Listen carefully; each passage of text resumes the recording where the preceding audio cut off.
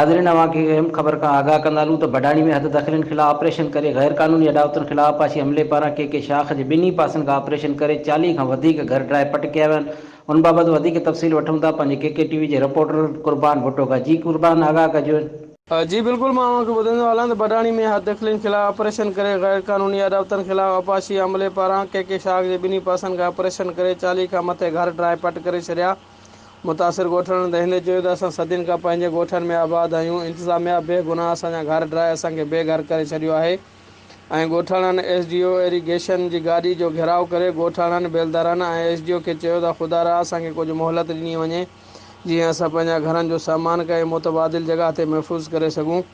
जॾहिं त बेलदारनि उन मिसकिननि ॿारोड़नि खे गुथा अल्फाज़ ॾींदे ठप जवाबु ॾेई छॾियो ऐं बेलदारनि जो चवणु हो त सिक्योरिटी खां बग़ैर कमु नथा करे सघूं। बेलदारनि जो SDO आपाशी खे जवाबु ॾेई छॾियो ऐं ॻोठाणनि दहिंदे चयो त रोड भरिसां खुलियल आसमान हेठि बेयारो मददगार वेठल आहियूं, नोटिस वठी मुतबादिल जॻह फ़राहम कई वञे।